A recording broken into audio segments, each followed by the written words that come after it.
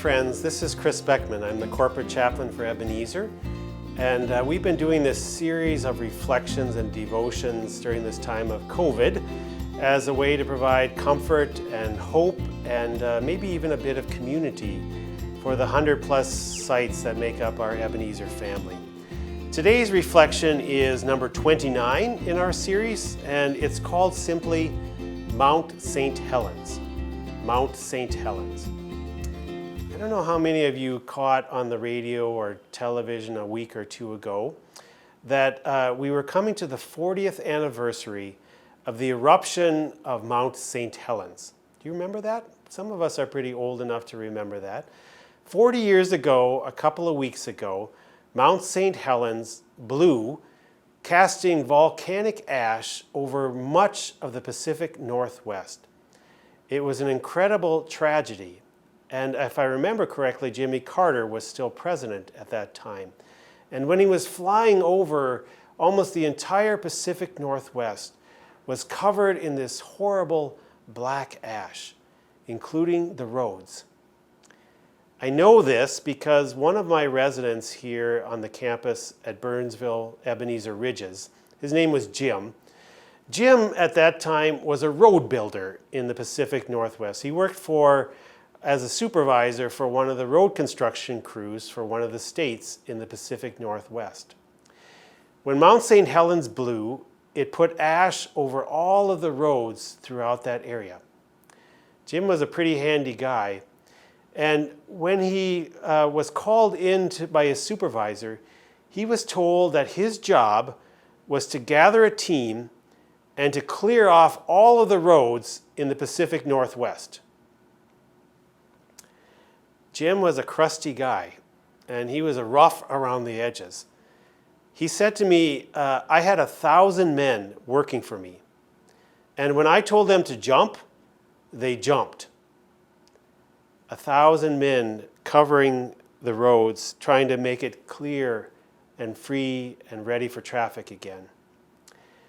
Jim was crusty, and oftentimes when I'd get done with church, he'd have words for me that probably weren't appropriate in the church, and always wanted to tell me stories that weren't appropriate in the church. But Jim took his 1,000 men and cleared all of the roads in the Pacific Northwest. What I'm remembering today is that Jim was not only crusty, he was not only rough, he was not only a bit of a male chauvinist, he was competent.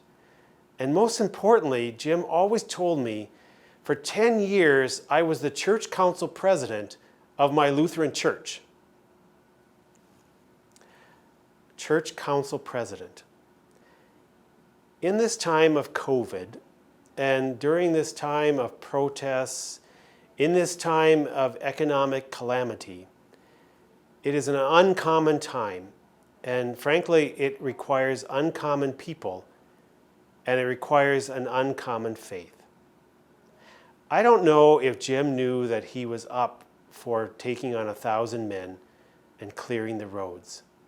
He probably wouldn't have chosen that. But he was called upon, and he found in his faith the strength and the courage to meet the uncommon event that was before him.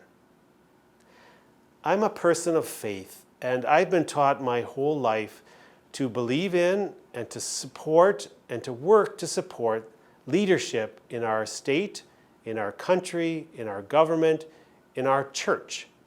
Leaders who feel the call to lead and care.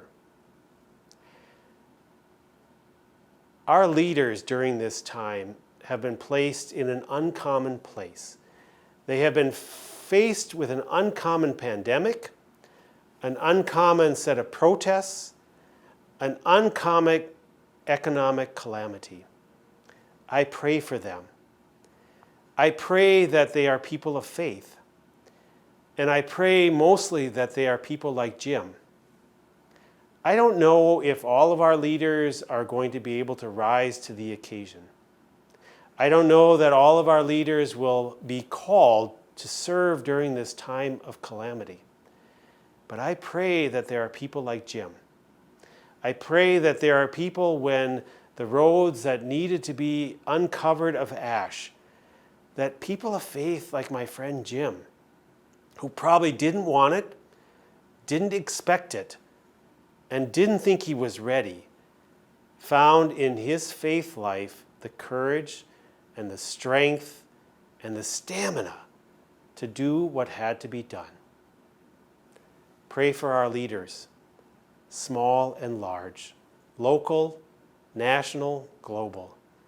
I hope and I pray that they are people of faith, that they have the common good at their heart, and that they will find inside themselves and in all the people around them, people that will be able to do courageously and honestly and with great energy the work that needs to be done. Blessings on the memory of my friend Jim. Blessings on our leaders. And may you pray for all of them on a daily basis. Blessings on the journey ahead, dear friends, and bye for now.